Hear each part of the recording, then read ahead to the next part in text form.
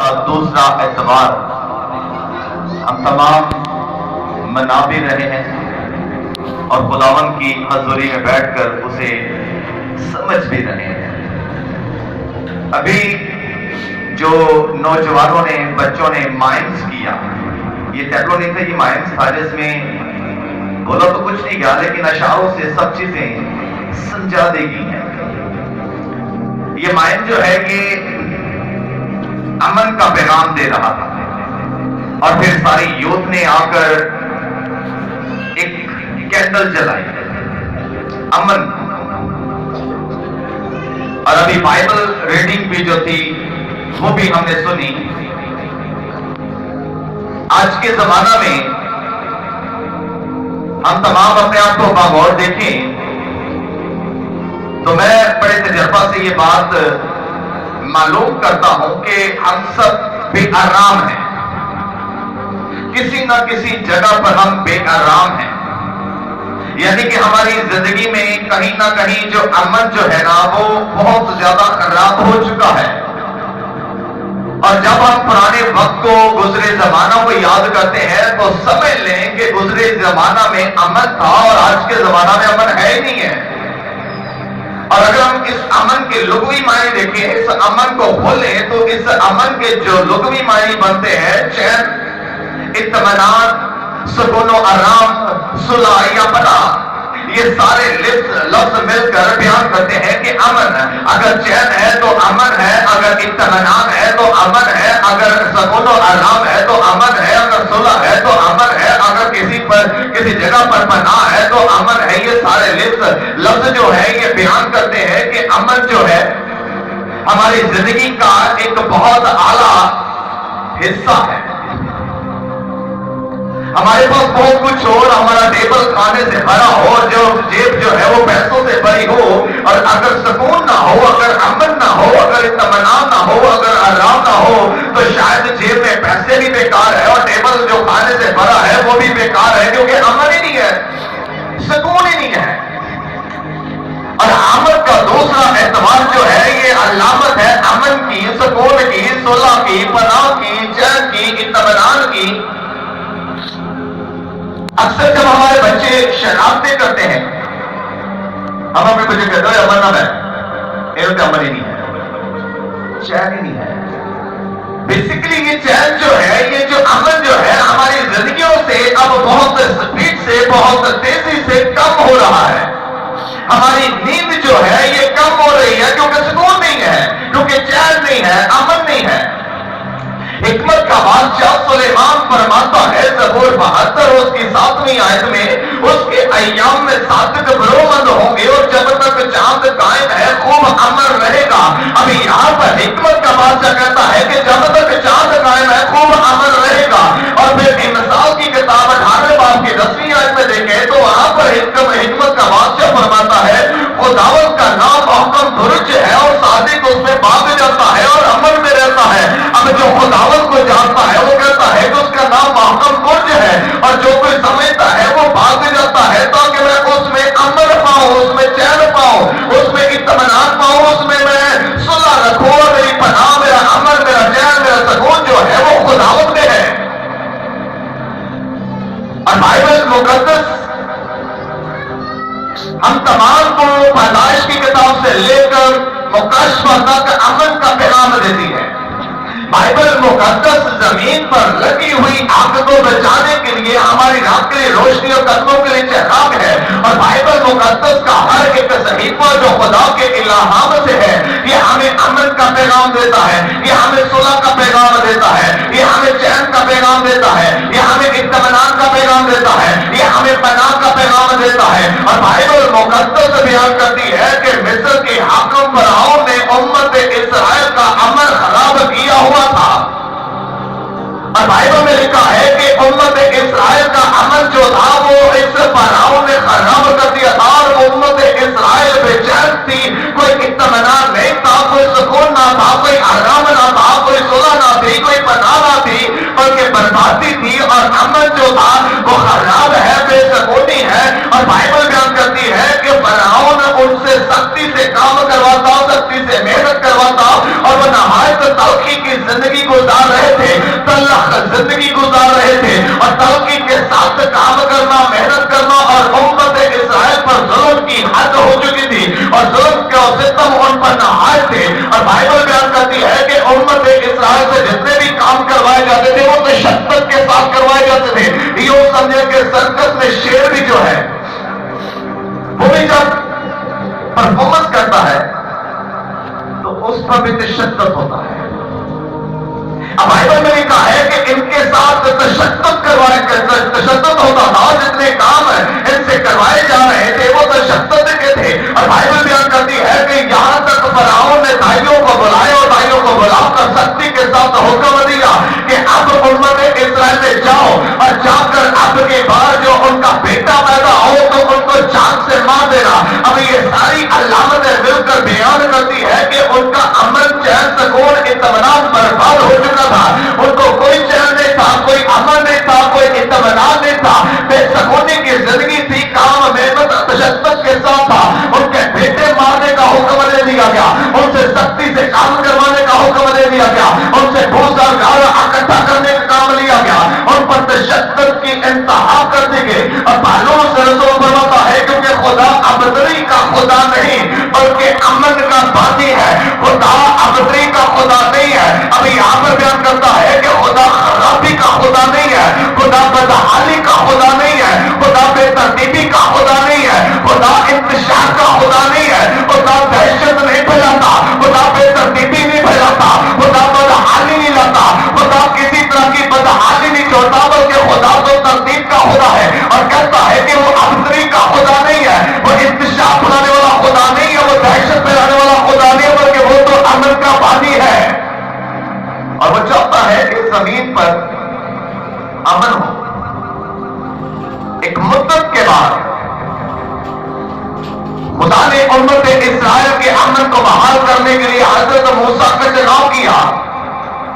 اور جب خدا نے حضرت موسیٰ کا چناؤ کیا تو اسے مصر کے حاکم فرعون کے پاس امن کے ساتھ بھیجا اور پیغام بھی امن کا دے کر بھیجا۔ اب امت اسرائیل کے لیے خدا نے ایک نبی برپا کیا اور اس نبی کے منہ میں اپنا کلام رکھا اور اس نبی کو بڑی ترتیب کے ساتھ کہتا ہے کہ تو امن کے ساتھ فرعون کے پاس جا، اس کے محل میں کھڑا ہو جا اور میرا پیغام امن کا ہی پیغام ہے، اسے امن کا پیغام دے اور جا کر اس سے کلام کر، جا کر اس سے بات کر اور جا کر اسے کہہ کہ میرے لوگوں کو جانے دے تاکہ وہ میری عبادت کرے۔ امن کا پیغام دیا ہے، پھر کہتا ہے کہ جا فرعون کے پاس جا کر میرے لوگوں کے لیے اس سے کہہ کے جانے دے تاکہ وہ بیابان میں جا کر میری عید کرے۔ مگر فرعون جو ہے کہتا ہے کہ میں خدا کو نہیں جانتا، کون خدا، کیسا خدا، میں کسی خدا کو نہیں جانتا، کیونکہ فرعون مصر کے اندر خود کو خداوند تسلیم کرتا ہے، خود کو ان کا خدا کہتا ہے اور کہتا ہے کہ میں کسی خدا کو نہیں جانتا، کون خدا، کیسا خدا، جب میں نہیں جانے دوں گا۔ اور تب یہاں پر خداوند اسرائیل کا خدا مرد خدا موسیٰ کے وسیلہ سے کہتا ہے کہ اسے کہہ میرے لوگوں کو جانے دے، خدا امن چاہ رہا ہے اور خدا نے امن کا پیغام دیا۔ مگر یہاں پر فرعون کہتا ہے میں کسی خدا کو نہیں جانتا، میں نہیں جانے دوں گا۔ خدا پھر موسیٰ سے کہتا ہے کہ جا کر اسے کہہ، موسیٰ پھر جاتا ہے۔ خدا نے سارے پیغام جو ہے امن کے ساتھ اسے پیغام دے کر پہنچا کر اس سے کہا کہ تو سنا کے ساتھ میرے لوگوں کو جانے دے، میں خدا ہوں، میں مالک ہوں، میں خالق ہوں، میں اگر چاہوں تو میں تجھے برباد اور تباہ کر سکتا ہوں، لیکن میرے لوگوں کو جانے دے تاکہ وہ میری عبادت کرے، میری عید کرے۔ لیکن فرعون جو ہے بازد ہو کر خدا کا مقابلہ کرنے کے لیے کھڑا ہو چکا ہے، اور فرعون نے خدا کا مقابلہ کرنے کے لیے جادوگروں کو بلا لیا ہے، فرعون نے خدا کا مقابلہ کرنے کے لیے اپنے دیوتاؤں کو بلا لیا ہے۔ اب خدا کے ساتھ مقابلہ کرتا ہے، جب اس نے اپنے دیوتاؤں کو، جادوگروں کو اپنے محل میں بلا لیا تاکہ خدا کا مقابلہ کرے، تو ابھی یہاں پر خدا نے فرعون کو سکھانے کے لیے بات سوچ لیا کہ میں اب فرعون کے امن کو برباد کروں گا، تاکہ یہ جانے گا کہ تو نے میری امت کا امن برباد کیا ہے۔ اور بائبل میں لکھا ہے کہ خدا نے 10 آفات بھیج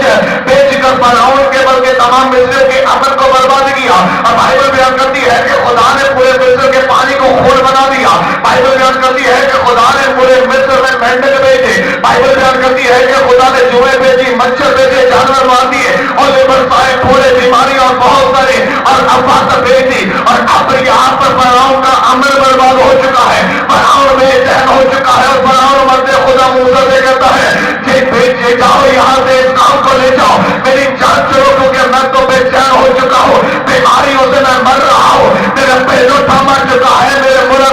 برا حال ہو چکا ہے، اب میرے ملک کا میرے لوگوں کا میرا حال جو ہے بدتر ہو چکا ہے، امن برباد ہو چکا ہے۔ اس سے پہلے خدا نے کہا کہ میرے لوگوں کو جانے دے تاکہ میری عبادت کرے، میرے لیے عید کرے، لیکن اس نے جانے نہ دیا، اور یہاں پر اب خدا نے اس کے امن کو برباد کیا۔ اور اب اسے سمجھ آئی ہے کہ بھئی یہ جائے، ان کو لے جا، میرے ملک سے جتنی جلدی ہو سکتا ہے نکل جا۔ خدا امن کا بانی ہے، امن کا بانی ہے۔ خدا نے فرعون کے امن کو خراب کر کے ظاہر کیا کہ میں بانی ہوں۔ خدا نے آفات بھیجی، اور متی 11 باب کی 28ویں آیت میں لکھا ہے، یسوع مسیح نے فرمایا، اے محنت اٹھانے والوں اور بوجھ سے دبے ہوئے لوگوں، میرے پاس آؤ، میں تم کو آرام دوں گا۔ یہاں پر دعوت عام ہے، یہاں پر دعوت عام دے دی گئی ہے کہ اے محنت اٹھانے والوں اور بوجھ سے دبے ہوئے لوگوں، میرے پاس آؤ، میں تم کو آرام دوں گا، میں تمہیں امن دوں گا، میں تمہیں اطمینان دوں گا، میں تمہیں چین دوں گا، میں تمہیں سکون دوں گا۔ اے محنت اٹھانے والوں، بوجھ سے دبے ہوئے لوگوں، میرے پاس آؤ۔ دعوت عام ہے، اور ہر ایک قوم قبیلے کو، ہر ایک علاقے کو، ہر ایک شہر کو، ہر ایک گلی کو، ہر ایک کلیسیا کو، ہر ایک ملک کو یہ دعوت دے دی گئی ہے، محنت اٹھانے والوں، بوجھ سے دبے ہو، میرے پاس آؤ، اور میرے پاس جب تم آؤ گے تو میں تمہیں آرام دوں گا، چین دوں گا، اطمینان دوں گا، اور میں تمہیں سکون عطا فرماؤں گا۔ اور جب خدا نے دنیا کو تخلیق کیا، اور بائبل بیان کرتی ہے کہ خدا نے پہلے دن سے لے کر آخری دن تک جب دنیا کو تخلیق کیا تو اس دنیا کی تخلیق کاری کے اندر خدا نے امن کو بھی تخلیق کیا، خدا نے امن کو تخلیق کیا ہے، خدا نے امن کو بنایا ہے، لیکن ہم نے خدا کی اس تخلیق کو، خدا کے اس بنائے ہوئے امن کو خود ہی برباد کر دیا ہے، اور ہم اپنے امن کو برباد کر کے دوسروں پر نام لگاتے ہیں، دوسروں پر الزام لگاتے ہیں۔ لیکن بائبل بیان کرتی ہے کہ خدا نے اپنی تخلیق کاری میں ہمارے لیے امن بھی تخلیق کی، اور پیدائش کی کتاب 2 باب اور اس کی 3 آیت میں لکھا ہے، اور خدا نے 7ویں دن کو برکت دی، اسے مقدس ٹھہرایا، اور لکھا ہے کہ 6 دن تک تو اپنا کام کاج کرنا، 7ویں دن آرام کرنا، امن کرنا، چین کرنا، اطمینان رکھنا کہ میں خداوند میرے ساتھ ہوں۔ تو 6 دن کام کر چکا ہے، 7واں دن میرے لیے گزار، تو اطمینان رکھنا کہ میں تیرے ساتھ، اور ہم تمام نے اپنے امن کو برباد کر لیا ہے۔ الزام لگاتے ہیں کہ اس نے میری زندگی کو بے سکون کر دیا ہے، وہ تو مجھے چین نہیں لینے دیتا، لیکن ہم خود کے امن کو خود ہی برباد کرنے والے ہیں۔ اور خدا نے اپنی تخلیق کاری میں 7واں دن جو ہے یہ امن کے لیے تخلیق کیا، آرام کے لیے تخلیق کیا، سکون کے لیے تخلیق کیا، چین کے لیے تخلیق کیا، اطمینان کے لیے تخلیق کیا، لیکن ہم اس 7ویں دن کو نہ تو مقدس جانتے ہیں، نہ تو سکون کرتے ہیں، نہ تو آرام کرتے ہیں، نہ تو چین کرتے ہیں، بلکہ ہم تمام اپنے دنیاوی خیالوں کاموں میں کھو چکے ہیں۔ اور آج کے دن میں بھی ہم اپنے دنیاوی کاموں کے پیروکار ہو چکے ہیں، اور آج کے دن میں بھی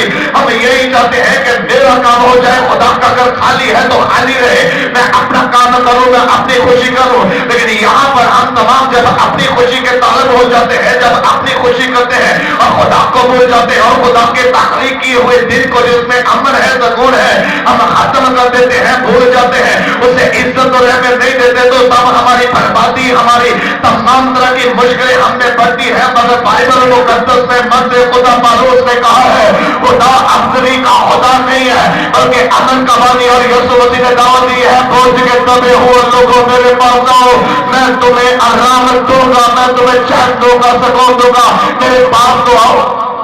لیکن کوئی بھی میرے پاس تو آؤ، میرے گھر میں تو آؤ۔ امن خراب ہو چکا ہے، کسی کو نہیں امن ملتی، بہت کچھ ہونے کے بعد بھی ہم مارے پھرتے ہیں۔ اور بائبل بیان کرتی ہے کہ امت اسرائیل جب تک خداوند کے احکام الہی کے مطابق زندگی بسر کرتے رہے، اور جب تک خدا موسیٰ کے وسیلہ سے ان کو حکم دیتا رہا، جب احکام الہی کے مطابق یہ چلتے رہے تو خدا ان کو امن کی زندگی دیتا ہے۔ نہ تو ان کو بونا پڑا، نہ تو کاٹنا پڑا، نہ تو محنت کرنی پڑی، بلکہ خداوند کے احکام الہی کے مطابق خدا ان کو روشنی دیتا، خدا آسمان سے من برساتا، خدا کھانے کے لیے بٹیرے دیتا، خدا پینے کے لیے ایک چٹان کو چلاتا اور اس میں سے میٹھا پانی ملاتا، اور خدا کیڑے مکوڑوں کو بھگا دیتا، خدا دشمنوں کی آنکھ کو میلی کر دیتا، ختم کر دیتا، مار دیتا، تاکہ میری امت جو ہے आराम और चैन और अमन में रहे। और जब तक इनके अंदर अहकाम इलाही अरूज में था, जब तक खुदा इनसे बात करता था और बात के मुताबिक जब ये अमल करते थे तो ये बड़े महफूज थे। रात के वक्त खुदा आपके सदों में होकर इनको रोशनी देता था और दिन के वक्त खुदा इनके ऊपर ठंडे बादलों का साया रखता था। और जब जब ये चलते थे खुदा ने वादा किया था ना तो तुम्हारे कपड़े फटेंगे ना जूती टूटेगी, क्योंकि मैं रब्बुल इज्जत मालिक और खालिक तखलीक का तुम्हारे साथ हूं। और जब तक ये अहकाम इलाही की हदूद के अंदर ये जिंदगी बसर करते रहे तो ना तो कीड़े मकोड़ों ने तंग किया, ना तो भूख प्यास ने इनको सताया, ना दुश्मनों ने इन पर हमला किया। और जब ये खुदा के अहकाम इलाही से बाहर हुए और जब जब इन्होंने अपनी मर्जियां करनी शुरू की और खुदा की मर्जी को रद्द किया तो तब तब बर्बादी इनके अंदर आई। और बाइबल बयान करती है कि इनके अंदर खुदा का गजब बरकता रहा। सांप इनको जलाने के लिए आते हैं, दुश्मन इनको मारने के लिए आते हैं और इनकी बर्बादी इनके बेसुकूनी इनके ही कामों के सबब से थी। और जब जब ये खुदा को फिर याद करते हैं तो खुदा इनको बहाल करता है और इनके अमन और सुकून को भी बहाल करता है और खुदा इनको इकट्ठा करता है। और फिर दोबारा खुदा कहता है कि ये मेरे लोग बल्कि ये कौम नहीं, मेरा बेलौटा बेटा है। और हमारा हाल भी यही है, हमने भी अपने मन को खुद ही खराब किया हुआ है। इस्राएल हुक्म मानते तो अमन में आ जाते, हुक्म अदूली करते तो बेचैन हो जाते। हमारा भी हाल इस तरह का है, अमन खराब हो चुका है क्योंकि हम खुदा के दिन को नहीं मान रहे। ऐ बोझ के दबे हुए लोग मेरे पास आओ, मैं तुम्हें आराम दूंगा। ऐ बोझ के दबे हुए लोग, आज यहां पर मेरे ख्याल से हम तमाम जितने बैठे कोई ना कोई बोझ हमारे अंदर है। ऐसा नहीं कि हमारे सर पर 5 ईंटें पड़ी हैं 10 ईंटें पड़ी हैं, ये वाला बोझ नहीं है। बोझ है हमारे गुनाहों का, बोझ है हमारी खानदानी जिंदगी में बेतरतीबी का, बोझ है जो अब्लीस हमें खुदा से दूर ले जाता है, बोझ है जो मनते मानी है वो पूरी नहीं की। बहुत सारे ऐसे बोझ हैं। यीशु बुलाता है बोझ के दबे हुए लोगों मेरे पास आओ,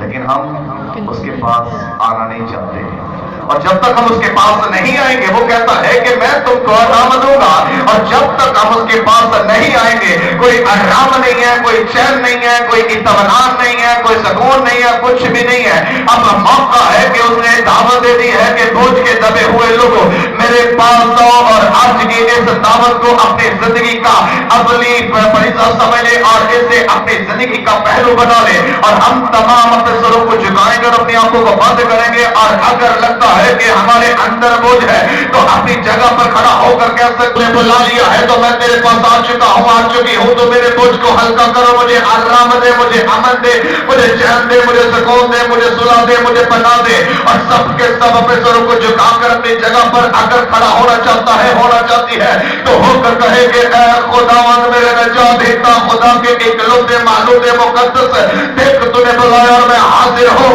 मैं तुझे लब्बैक कहता और कहती हूं। अब तो मेरे बोझ को जानता है, अब तो मेरे बोझ को हल्का कर दे और मुझे आराम और अमन और चैन अता फरमा दे। देख मैं अपना बोझ तुझ पर उठा डाल देती हूं क्योंकि तूने दावत दे दी है, तूने बुला लिया है। और तेरी दावत पर मैं तमाम लोगों को बात तेरी हजूरी में रहता हूं। इस पूरी जमात को ऐ खुदावंद जो अपने कदमों पर खड़े हैं, पूरी जमात को तेरी हजूरी में रखता हो। ऐ खुदावंद इनके बोझ ये जानते हैं या अब तो जानता है, तो बाप इनके बोझ को तूने हल्का करने के लिए अपने बेटे के वसीला से आवाज दी है। ऐ मेहनत उठाने वालों और बोझ से दबे हुए लोगों मेरे पास आओ, मैं तुम्हें आराम दूंगा, मैं तुझे अमन दूंगा। आज इन तमाम को इनके बोझ से ऐ खुदावंद हल्का कर और इनको आराम दे ताकि आमद का दूसरा एतवार ऐ खुदावंद इन सब की जिंदगियों के लिए बाईस से बरकत एतवार और ये सब अपनी जिंदगियों में अमन पाए। और जब अमन होगा तो यकीनन तेरे अहकाम इलाही इनकी जिंदगी में जलाल पाएंगे। ऐ खुदावंद आज के इस ख्याल के वसीला से हम तमाम के अमन को बहाल कर और हमें बरकत दे यीशु मसीह के नाम से